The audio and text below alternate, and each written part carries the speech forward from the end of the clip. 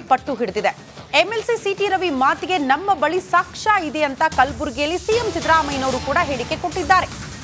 City Ravi ಮಾತನಾಡಿರುವ video audio clippings ಇದೆ. ಅವರು ಅವಾಚ್ಯ ಶಬ್ದ ಬಳಕೆ ಮಾಡಿರೋದು ಸತ್ಯ ಸತ್ಯ ಸತ್ಯ ಅಂತ ಸಿಎಂ ಸಿದ್ದರಾಮಯ್ಯನವರು ಹೇಳ್ತಿದ್ದಾರೆ. ನಮ್ಮ ಪೊಲೀಸರು ಹಲ್ಲೆ ಕೇಸ್ ತನಿಖೆ ನಡೆಸುತ್ತಿದ್ದಾರೆ. ಸಿಟಿ ರವಿಯವರು ಮಾತನಾಡಿರೋದಕ್ಕೆ ಆಡಿಯೋ ವಿಡಿಯೋ ಎರಡಕ್ಕೂ ಸಂಬಂಧಪಟ್ಟಂತೆ ಕ್ಲಿಪ್ಪಿಂಗ್ ಇದೆ. ಅದಕ್ಕೆ ಸಾಕ್ಷ್ಯಗಳು ನಮ್ಮ ಹತ್ರ ಇದೆ ಅಂತ ಸಿಎಂ ಸಿದ್ದರಾಮಯ್ಯನವರು ಕೂಡ ತಿರುಗೇಟು ಕೊಟ್ಟಿದ್ದಾರೆ.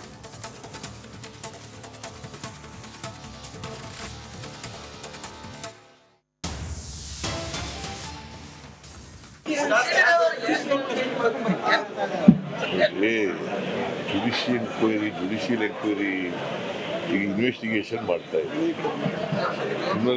ಕ್ರಿಮಿನಲ್ ಅಫೇರ್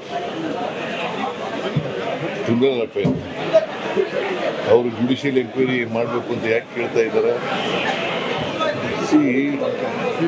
ಅಲ್ಲಿ ವಿಡಿಯೋ ಆಡಿಯೋ ಕ್ಲಿಪ್ಪಿಂಗ್ಸ್ ಎಲ್ಲ ಅವರು ಅವಾಚ್ಯ ಶಬ್ದ ಬಳಸಿದ್ರು ಅಂತಕ್ಕಂಥದ್ದು ಇದೆ. ಆಮೇಲೆ ಇವರು ಮಾತಾಡಿರೋದು ಸತ್ಯ. It amounts to criminal offence ಅಲ್ಲ. ಈಗ ಅವರು ಒಬ್ಬ ಸೀನಿಯರ್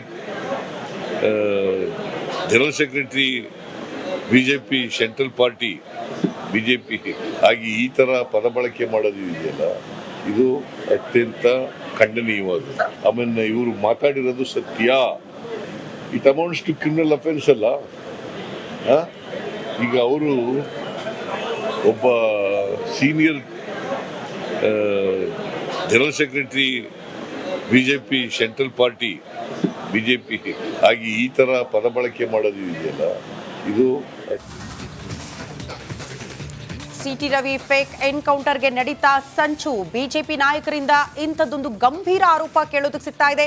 ಸಿಟಿ ರವಿ ಬಂಧನದ ಹಿಂದೆ ಕೊಲೆ ಸಂಚು ಇದೆ. ಹುಬ್ಬಳ್ಳಿಯಲ್ಲಿ ಕೇಂದ್ರ ಸಚಿವ ಪ್ರಹ್ಲಾದ್ ಜೋಶಿ ಇಂಥದ್ದೊಂದು ಗಂಭೀರ ಆರೋಪ ಮಾಡ್ತಿದ್ದಾರೆ. ಕಬ್ಬಿನ ಗದ್ದೆಗೆ ಯಾಕೆ ಕರೆದುಕೊಂಡು ಹೋದ್ರು, ಖಾನಾಪುರದಲ್ಲಿ ಗದ್ದೆಗೆ ಯಾಕೆ ಕರೆದುಕೊಂಡು ಹೋಗ್ತೀರಿ ಅನ್ನೋದನ್ನ ಅವರು ಪ್ರಶ್ನೆ ಮಾಡಿದ್ರು. ಸರ್ಕಾರದ ವಿರುದ್ಧ ಕಾನೂನು ಹೋರಾಟ ಮಾಡ್ತೀವಿ ಅಂತ ಪ್ರಹ್ಲಾದ್ ಜೋಶಿ ಗುಡುಗಿದ್ದಾರೆ. ಮಾತಿನ ಭರದಲ್ಲಿ ಒಂದು ಗಂಭೀರ ಆರೋಪ, ಎನ್ಕೌಂಟರ್ ಮಾಡೋ ಪ್ಲಾನ್ ಇದ್ದು ಸಿಟಿ ರವಿ ಅವರನ್ನ ಅಂತ. ಇದು ರಾಜ್ಯ ರಾಜಕೀಯದಲ್ಲಿ ಇನ್ಯಾವ ರೀತಿಯ ತಿರುವು ಪಡೆದುಕೊಳ್ಳುತ್ತೆ ಈ ಆರೋಪ ಅನ್ನೋದು ಸದ್ಯ ಇರುವ ಕುತೂಹಲ. ಪ್ರಹ್ಲಾದ್ ಜೋಶಿ ಅವರ ಗಂಭೀರ ಆರೋಪ ಸದ್ಯ ದೊಡ್ಡ ಮಟ್ಟದ ಸಂಚಲನಕ್ಕಂತೂ ಕಾರಣ ಆಗಿದೆ.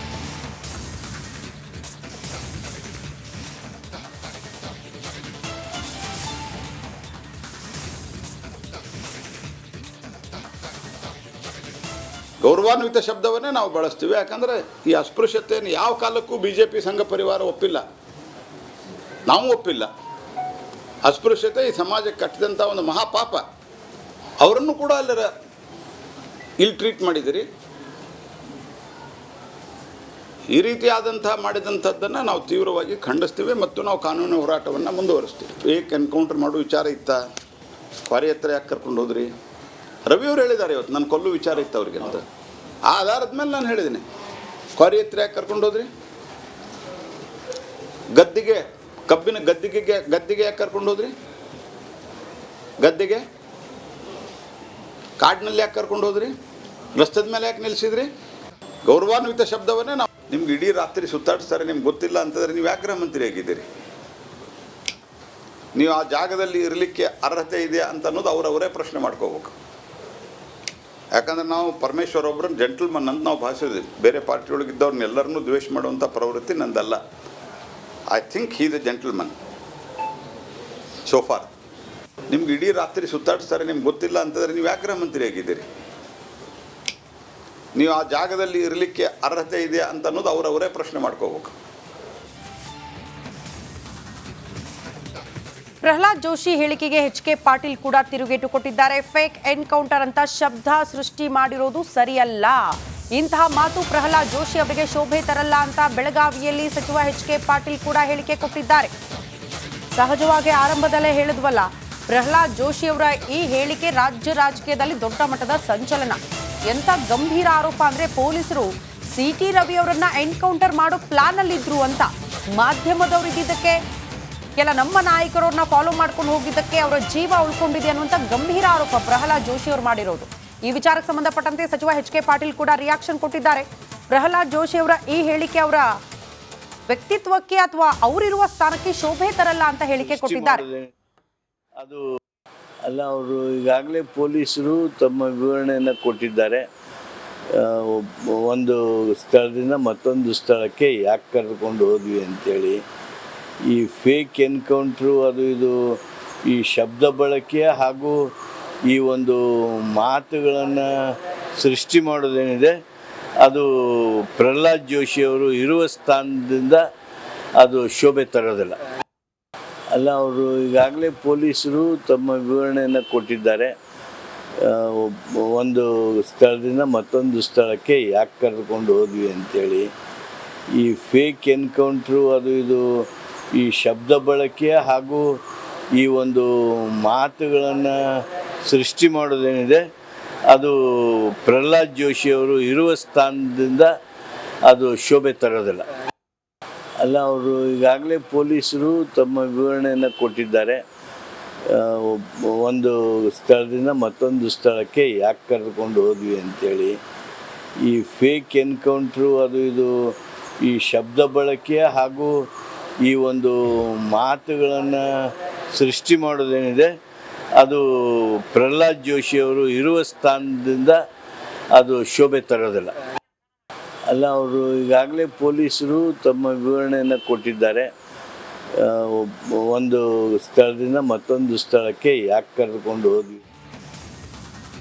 ಈ ಬಗ್ಗೆ ಮತ್ತಷ್ಟು ಡೀಟೇಲ್ಸ್ ಅನ್ನ ಪಡ್ಕೊಳ್ಳೋಣ. ನಮ್ಮ ಪ್ರತಿನಿಧಿ ಚಂದ್ರು ನೇರ ಸಂಪರ್ಕದಲ್ಲಿ ಜಾಯಿನ್ ಆಗ್ತಿದ್ದಾರೆ. ಚಂದ್ರು, ಬಹಳ ಕುತೂಹಲ ಇರುವುದು ಸಿಟಿ ರವಿ ಅವರ ಬಂಧನ ಆಯಿತು, ಆ ನಂತರ ಆಗಿರುವ ಹೈ ಡ್ರಾಮಾಗಳು ಅವರ ರಿಲೀಸ್ ಆಯಿತು. ಬಟ್ ರಾಜ್ಯ ರಾಜಕೀಯವಾಗಿ ಆರೋಪ ಪ್ರತ್ಯಾರೋಪಗಳು ಮಾತ್ರ ನಿಂತಿಲ್ಲ.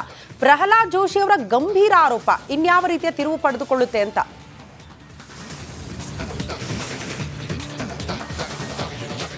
ಶ್ರುತಿ, ಖಂಡಿತವಾಗ್ಲು ಈಗಾಗಲೇ ಸಿಟಿ ರವಿ ಅವರ ಬಂಧನ ಮತ್ತು ಬಿಡುಗಡೆ ಬಳಿಕ ಅನೇಕ ವಿಚಾರಗಳು ಸತ್ಯಗಳು ಹೊರಗೆ ಬಂತು.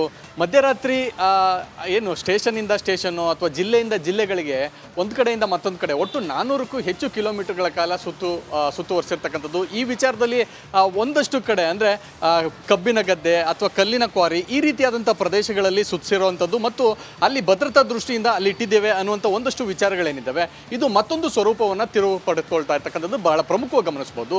ಸೊ ಇಲ್ಲಿ ಕೇಂದ್ರ ಸಚಿವರಾದಂಥ ಪ್ರಹ್ಲಾದ್ ಜೋಶಿ ಅವರು ಒಂದು ಬಹಳ ಗಂಭೀರವಾದ ಆರೋಪವನ್ನು ಮಾಡಿದ್ದಾರೆ. ಅದು ಸಿಟಿ ರವಿ ಅವರನ್ನ ಎನ್ಕೌಂಟರ್ ಮಾಡಲಿಕ್ಕೆ ಕಾಂಗ್ರೆಸ್ ಸರ್ಕಾರ ಸೂಚನೆಯನ್ನು ಕೊಟ್ಟಿತ್ತು. ಹಾಗಾಗಿ ಪೊಲೀಸರು ಎನ್ಕೌಂಟರ್ ಮಾಡೋದಕ್ಕೆ ಯಾವ ಸ್ಥಳ ಸೂಕ್ತ ಅನ್ನುವಂಥದ್ದನ್ನು ಹುಡುಕ್ತಾ ಇದ್ರು ಅನ್ನುವಂಥದ್ದು ಬಗ್ಗೆ ಈಗ ಕೇಂದ್ರ ಸಚಿವರು ಒಂದು ರೀತಿಯಾದಂಥ ಹೇಳಿಕೆಯನ್ನು ಕೊಟ್ಟಿರ್ತಕ್ಕಂಥದ್ದು. ಇದು ಕಾಂಗ್ರೆಸ್ ನಾಯಕರಿಗೆ ಅಷ್ಟೇ ಅಲ್ಲ, ಬೇರೆಯವ್ರಿಗೂ ಕೂಡ ಬಹಳ ದೊಡ್ಡ ಗಂಭೀರ ಚಿಂತನೆ ಅನ್ನುವಂಥದ್ದು ಬಹಳ ಸ್ಪಷ್ಟವಾಗ್ತಾ ಇದೆ. ಯಾಕೆಂತಂದ್ರೆ ಈ ಒಂದು ಎನ್ಕೌಂಟರ್ ಏನಿದೆ, ಈ ಎನ್ಕೌಂಟರ್ ಅನ್ನುವಂಥ ವಿಚಾರ, ಅದರಲ್ಲೂ ಮಾಜಿ ಸಚಿವರು ಹಾಲಿ ಶಾಸಕರಾಗಿರೋಂಥವ್ರಿಗೆ ಈ ರೀತಿಯಾದಂಥ ಪರಿಸ್ಥಿತಿ ಬಂದರೆ ಜನಸಾಮಾನ್ಯನ ಪರಿಸ್ಥಿತಿ ಏನು ಅನ್ನುವಂಥದ್ದು ಬಹಳ ಗಂಭೀರವಾದಂಥ ಚರ್ಚೆಗೂ ಕೂಡ ಕಾರಣವಾಗಿ ಇರ್ತಕ್ಕಂಥದ್ದು. ಸೊ ಅದರಲ್ಲೂ ಪ್ರಹ್ಲಾದ್ ಜೋಶಿ ಅವರ ಹೇಳಿಕೆ ಬಹಳ ಬೇರೆ ರೀತಿಯಾದಂಥ ರಾಜಕೀಯ ಸ್ವರೂಪವನ್ನು ಕೂಡ ಪಡ್ಕೊಳ್ತಾ ಇದೆ, ಬೇರೆ ರೀತಿಯಾದಂಥ ಚರ್ಚೆಗೂ ಕೂಡ ತಿರುವನ್ನು ಪಡ್ಕೊಳ್ತಾ ಇರ್ತಕ್ಕಂಥದ್ದು. ಸೊ ಹೀಗಾಗಿ ಈ ಒಂದು ಆರೋಪ ಮತ್ತು ಪ್ರತ್ಯಾರೋಪಗಳನ್ನು ಕಾಂಗ್ರೆಸ್ ಮತ್ತು ಬಿಜೆಪಿ ನಾಯಕರ ನಡುವೆ ನಡೀತಾ ಇರ್ತಕ್ಕಂಥದ್ದು. ಒಂದು ಕಡೆ ಎಚ್ ಕೆ ಪಾಟೀಲ್ ಆಗಿರ್ಬೋದು ಮತ್ತು ಬಿ ಕೆ ಹರಿಪ್ರಸಾದ್ ಆಗಿರ್ಬೋದು, ಎಲ್ಲರೂ ಕೂಡ ಈ ಎನ್ಕೌಂಟರ್ ಅನ್ನುವಂಥ ವಿಚಾರವಾಗಿ ಭಾಳಷ್ಟು ವಿರೋಧವನ್ನು ವ್ಯಕ್ತಪಡಿಸ್ತಾ ಇದ್ದಾರೆ. ಯಾರು ಕೂಡ ಎನ್ಕೌಂಟರ್ ಮಾಡಲಿಕ್ಕೆ ಈ ರೀತಿ ಮಾಡಿಲ್ಲ ಅನ್ನೋಂಥದ್ದು. ಆದರೆ ಸಿ ಎಂ